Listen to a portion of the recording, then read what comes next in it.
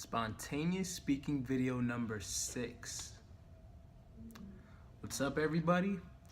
To be honest, the hardest thing about making these videos is finding not only the time, but a place to actually do it, like a place with actual good lighting.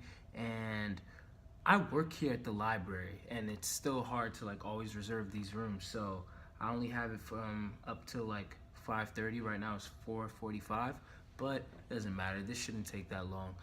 Today we're speaking on complicated complacency, and I want to give a shout out to all of the girls on my Instagram. Well, actually not all of them, but a lot of them. A lot of them that I follow over the years, because they actually inspired this topic.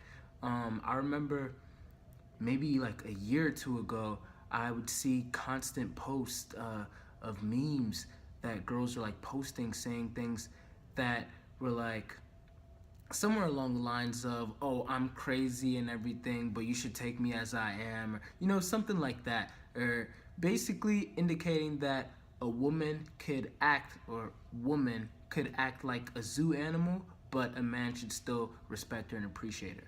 Some girls even went ahead and put it in their bio as if that was something to be proud of, "Oh, I'm crazy, I'm this, I have an attitude problem." What? Why? I mean, thank you for warning us in advance, but what are you doing to work on that? Are you just accepting that that's how you are? Or you think that you can't change that, you don't want to change that, you don't want to put in the effort, and stuff like that is just very frustrating to me, especially as a personal growth advocate. And so I just thought that I would speak on that, but I just wanted to first give a shout out to those people, those women. I hope that you guys have either learned to grow or watching this video. So the first thing that we're going to talk about is how stagnancy just produces stink. A river that stops moving begins to stink. A shark that stops swimming begins to sink. If you're not growing, you're dying or dead. If you're not trying to personally develop, you suck. No, I'm just kidding. Well, maybe not really. But anyway, today, just in time actually, I was on Snapchat, and one of my friends, she posted something that was actually pretty profound, and is basically, it represents all that I represent in life pretty much with these spontaneous speaking videos. And let me just read some out loud to you real quick what she said. She says, "How do you plan to build your career? What steps are you taking to get there? What are you doing every day after you leave work? Sleeping? Wasting the rest of your day on unproductive things that won't help advance you beyond where you currently are? What are you doing for your personal development? Do you recognize the need for personal development? If not, why not? If so, are you working on it? There's no reason you should wake up 3 years from now and find that you are the same person from today. Shoot, there's no reason to wake up 3 weeks from now and find that you're the same person from today." But that's just my opinion. I don't know. Spiritually, emotionally, mentally, etc. You should be improving these things every day. It's not easy by any means, that is a fact, but these are necessary in order for you to reach your full potential, as well as to inspire others to reach their full potential. It's almost as if she's talking about me, but she doesn't really pay attention to me on social media, so I would guess that she's probably not talking about me, but I don't know. Who knows? I keep on throwing passive aggression in these. Maybe I'll edit that out. Let me move on. Last slide. You can't get mad if people don't want to associate with you if you aren't helping yourself. I'm not saying that you can't help people come up, but there's a difference between someone who needs assistance and someone who has a habit and lifestyle of leeching. I might have to sit down and digest that one. Anyways, long story short, do something purposeful with your life that will inspire and motivate others. Your life isn't just for you, no matter how much you want to be a bum. Has quite a way with words. Leave complacency alone. Do something uncomfortable. Mind you, this friend of mine posted that this morning on her Snapchat, but I had been planning to make this video. I titled it Complicated Complacency about a week ago and everything. So this is just in line. You know, maybe this is why God caused me to take so long to find a conference room. I'm actually about to start using Jamila's selfie stick, and I'll probably just start standing outside, putting it against the lighting and all that, because my last video looked kind of rough, you know. Gotta find some good lighting and a good angle. Maybe I might even invest in a tripod, but anyway. Now down to the root of what we're talking about. It is so important that we develop ourselves each and every day. And I'm not even gonna go into the whole Myers-Briggs thing and everything. Y'all already know me enough. If y'all wanna develop using that tool, you just hit me up. But even in a spiritual aspect, like stagnancy, even in our walk with God, is extremely bad. The Bible says, Paul says that there's a point where we stop drinking milk and we start feeding on meat. When are we going to stop, you know, toying with the things that we toyed with when we first got saved and go on to like bigger, better things? You know what I mean? How many of us actually wake up each and every day aiming to be better than we were yesterday? Now, I feel like a lot of the girls that I was mentioning from earlier in the video seem to not really grasp that you're not gonna pull a good man, at least, from acting that way. A good man will not read a bio and be like, oh, she has an attitude. You know, at least she's aware of that or whatever. You know, self-awareness is different from self-development. You can be totally self-aware and still suck as a person. Oh yeah, I know I have an attitude problem. Oh yeah, you know, I do this. I know I do that. Okay, that's good that you know. That's a step. But the next step is actually working on that thing. Same thing with your spiritual life. Oh yeah, you know, I know I struggle with this. Oh, I know I struggle with that. I know I struggle with this. That's good. That's great. Honestly, I'm not even being sarcastic. That is awesome to know where your weaknesses are. But what are you actually doing to change that?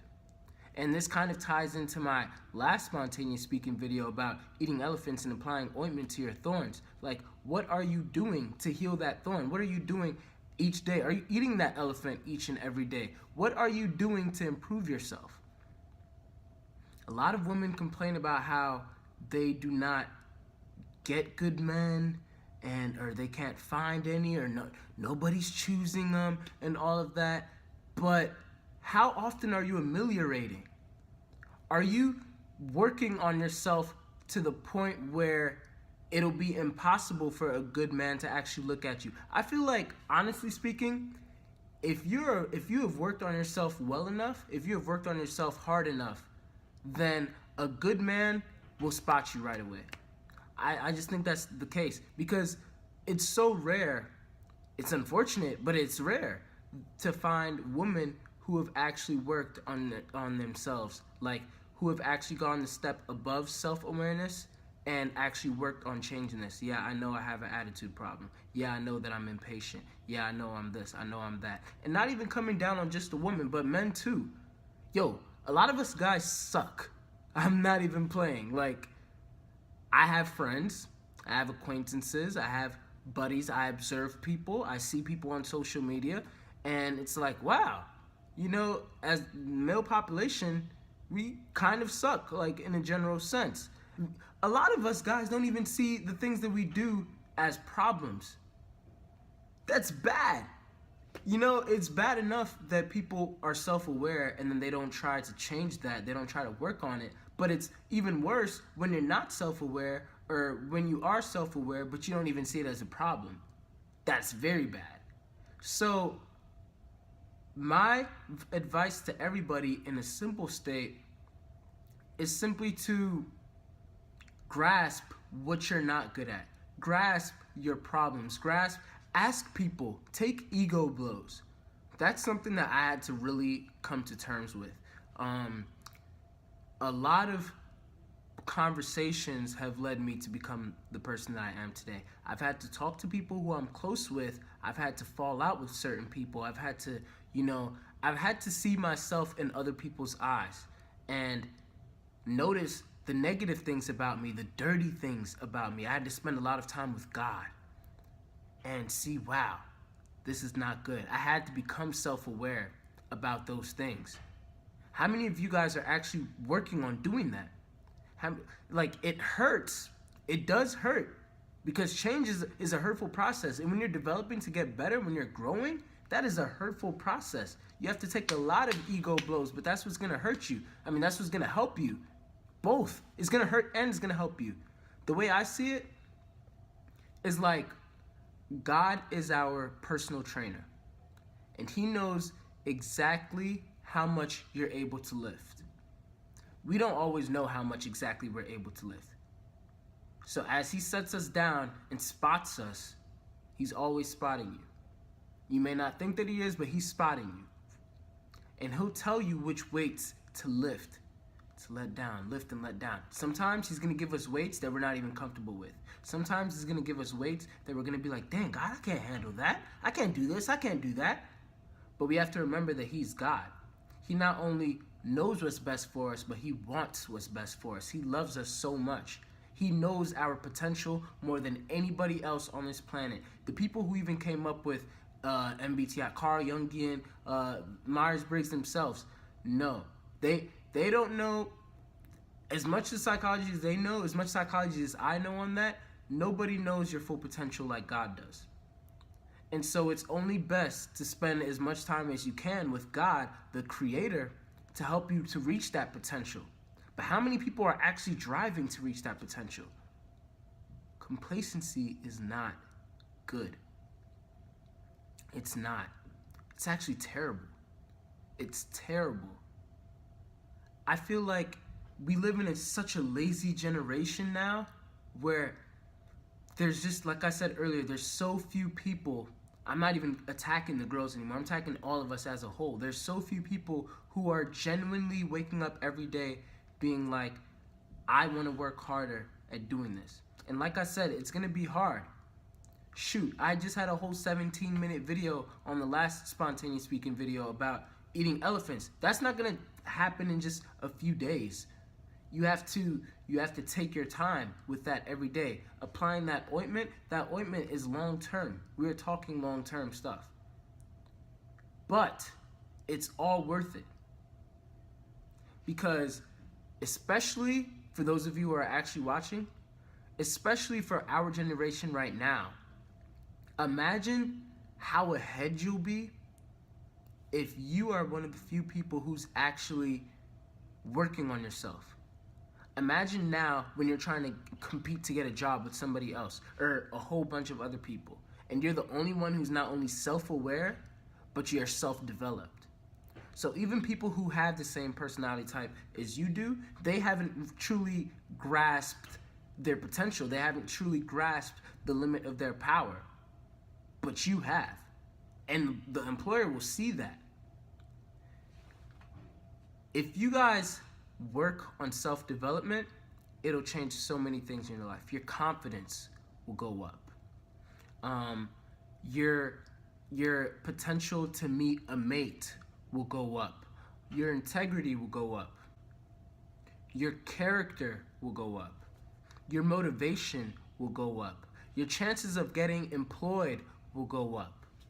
So many things in life will go up because you have taken that time to work on yourself as a person. And honestly, I just really want to continue to encourage all of you today to not fall into complacency. It's such an ugly, horrible disease. Carrie Hosten said that jealousy is the ugliest trait. It probably is. But I think that complacency is not far behind it. Like, complacency is just so unattractive to me. And I would believe that it's unattractive to so many other people. But somebody who is continuously working on themselves, who is self-aware that they are not perfect, but is striving for that every single day, that's attractive. And somebody like that deserves somebody else who's also doing the same thing so they can help each other. That's what we call a team. That's what I call a power couple.